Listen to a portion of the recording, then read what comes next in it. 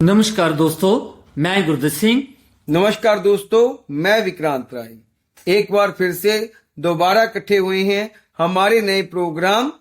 बताइए मैं कौन हूँ। और आज फिर मेरे को एक और चैलेंज मिलेगा गुरदीप सिंह की तरफ से, और उसे ढूंढने के लिए, उस चैलेंज को जीतने के लिए मेरे पास होंगे 20 मौके। और अगर मैंने 20 मौकों में उस चैलेंज को ना पूरा कर पाया तो मेरी होगी टैं फिश। तो दोस्तों शुरू करते हैं इस प्रोग्राम को और लेते हैं इजाजत गुरदीप सिंह से। इजाजत है। शख्सियत मर्द है। यस। शख्सियत एशिया से है। यस। एशिया से है तो क्या इसका ताल्लुक भारत से है? यस। भारत से है तो क्या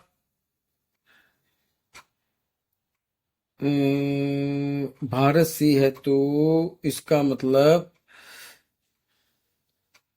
ये शख्सियत हो सकती है, ये पश्चिमी भारत से इसका ताल्लुक है। यस। पश्चिमी भारत से इसका ताल्लुक है तो पश्चिमी भारत में तो ठीक है। तो मैं अभी कितने क्वेश्चन हो चुके हैं हमारे, कितने क्लू हो चुके हैं? 4। 4।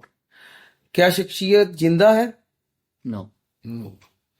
शख्सियत जिंदा नहीं है, मतलब कि शख्सियत अब इस दुनिया में नहीं है। क्या शख्सियत को मरे 100 साल हो गए हैं? यस। ओके। तो क्या शख्सियत को मरे 200 साल हो गए हैं? यस। मतलब कि 200 साल हो चुके हैं, मतलब कि ये बात पहुंच गई 1800 ईस्वी में। तो ये मुगलों के दौर की बात हो सकती है, मुगलों के समय की बात हो सकती है। थोड़ा सा और आगे जाते हैं। क्या इस शख्सियत को मरे 300 साल हो चुके हैं? यस। क्या इस शख्सियत को मरे 400 साल हो चुके हैं? यस। क्या इस शख्सियत को मरे 500 साल हो चुके हैं? नो। नो। मतलब शख्सियत को 400 से ज्यादा और 500 से कम, मतलब 400 से ज्यादा 500 से कम में कितने हो चुके हैं? क्लू मेरे एक मौके कितने जा चुके हैं? 8। यस। तो शख्सियत को 400 से ज्यादा 500 से कम, मतलब 1900, 1800, 1700, 1600, मतलब कि 1500 ईस्वी के मिड की बात होगी। मतलब कि शख्सियत को मरे 450 साल से ज्यादा हो गए हैं। यस। 450 साल, मतलब कि ये बात है 1550 से लेकर 1500, 1600 ईस्वी में। उस दौर में के राजा कौन थे? मतलब कि ये तो हम शासकों के टाइम पे पहुंच गए जब वो राजा महाराजा हुआ करते थे। 1500 ईस्वी में तो अकबर भी हुआ करता था, बीरबल भी था उनके उसमें, तानसेन भी था। तो क्या इनका ताल्लुक म्यूजिक से था? नो। मतलब तानसेन नहीं था। तो क्या इनका ताल्लुक सियासत से था? यस। सियासत से था तो या तो ये कोई मान सिंह भी हो सकते हैं। कितने हो गए? 11 चांस हो गए हैं। हाँ जी। 9 चांस बचे हैं। मतलब कि अगर सियासत से है तो मान सिंह भी उस समय बहुत उसके ऊपर थे। अकबर था। तो और कौन थे उस दौर में, उस समय के? क्या ये किसी सियासत के प्रमुख थे? यस। प्रमुख थे तो प्रमुख में सेनापति भी हो गया और राजा भी हो सकते हैं। क्या ये किसी तरह का बादशाह थे? यस। क्या ये मुगल ताल्लुक रखते थे? मुगलों के से थे? मुगलाई फैमिली से बिलोंग करते थे? नो। नो। तो मतलब अकबर नहीं है, क्योंकि अकबर थे मुगल फैमिली से। तो बचा कौन? मान सिंह।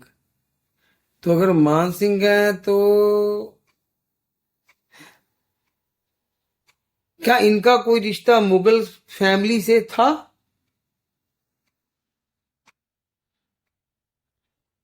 No. नहीं। मतलब कि मान सिंह का तो सीधा रिश्ता था मुगल फैमिली से, तो मान सिंह भी नहीं है। तो कौन बचा उस समय के दौर में? कितने हो गए? 13 हो गए, 14 हो गए? 14. 14 हो गए। मतलब कि मान सिंह भी निकल गया, बीरबल भी निकल गया, तानसेन भी निकल गया, और अकबर भी निकल गया। तो कौन बचा उस दौर में 15 ईस्वी में इनके अलावा? और कौन था जो इतना प्रसिद्ध हो?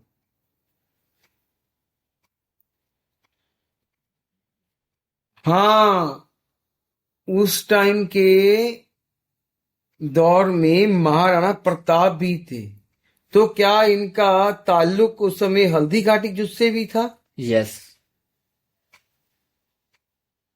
तो हल्दी घाटी युद्ध से था, तो फिर तो मेरे दिमाग में एक ही नाम आता है, जो कि है महाराणा प्रताप। लेकिन अभी सीधा उसके ऊपर नहीं पहुंचे, 16 हो चुके हैं। Yes. तो थोड़ा इसको और डिटेल में जाते हैं, कहीं कोई और ही शासक ना निकला है महाराणा प्रताप के अलावा। क्या ये शासक अकबर से कभी मिला था? No. फिर तो कन्फर्म महाराणा प्रताप है। क्या इनके घोड़े का नाम चेतक था? Yes.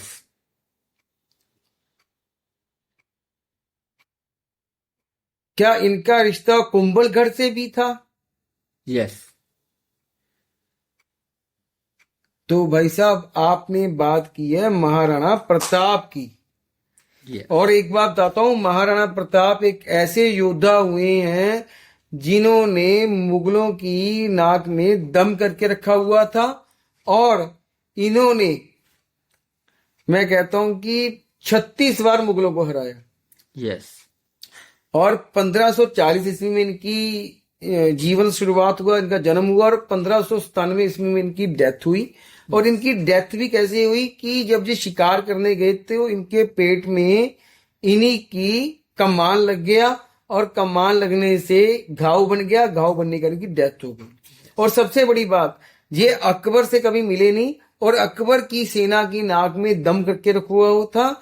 और इसके अलावा जब इनकी डेथ हुई तो उस समय अकबर वहां मौजूद भी नहीं था, अकबर था लाहौर में। तो मतलब ये एक ऐसी शख्सियत रही है, मतलब कि आपने पुरानी फोटो देखी होगी राजा महाराजाओं की, उनके मुकुट पहना हुआ, पोशाक पहनी हुई, लेकिन ये हमेशा एक सिपा सलार की तरह थी। और जब हल्दी घाटी का युद्ध हुआ तो इनकी जान बचाने वाला इनका घोड़ा चेतक था। और चेतक उसको इसलिए कहते थे क्योंकि वो इतना तेज दौड़ता था कि वो लगता है जैसे हवा से बातें कर रहा है। और मान सिंह को इन्होंने ये कहा था कि तुम अब मुगलों के साथ लगकर अपने ही भाई बंधुओं को काट रहे हो, तुम्हारा तो जमीर ही खत्म हो चुका है। तो मतलब कि बड़ी बेहतरीन शख्सियत रही है महाराणा प्रताप। मतलब कि एक चीज बताता हूं, वियतनाम का जब अमेरिका से युद्ध हुआ तो वियतनाम ने अमेरिका को जब हराया तो उनसे पूछा गया कि आपने कैसे हराया, तो उन्होंने कहा कि हमने महाराणा प्रताप को पढ़ा है। और जब महाराणा प्रताप को पढ़ा तो उन्होंने कहा मैंने उनके किस्से सुनकर, उनकी लड़ाई की बातें सुनकर हमने उसी पॉलिसी को फॉलो किया। और हमारा दुर्भाग्य यह है कि हमारे भारत में हमने महाराणा प्रताप को वो इज्जत नहीं दी। मतलब विदेशियों ने हमसे सीखा, लेकिन हमने अपने राजाओं से नहीं सीखा। और जब उनका वो जो आई थिंक चीफ कौन था उनका, कोई पॉलिटिकल बंदा था, जब वो इंडिया आया तो उसको उन्होंने दिखाया कि ये महात्मा गांधी की समाधि है, ये राजीव गांधी की समाधि है। तो उन्होंने पूछा कि महाराणा प्रताप की समाधि कहाँ है, तो वो बंदा महाराणा प्रताप की समाधि देखने गया और वहां की मिट्टी लेकर गया। और उससे जब पूछा पत्रकार ने कि आप मिट्टी लेकर क्यों जा रहे हो, तो उसने कहा कि ऐसे वीर की मिट्टी को मैं अपने देश की मिट्टी से मिलाऊंगा और वहां के लोगों को भी इस वीर के जैसा बनाऊंगा।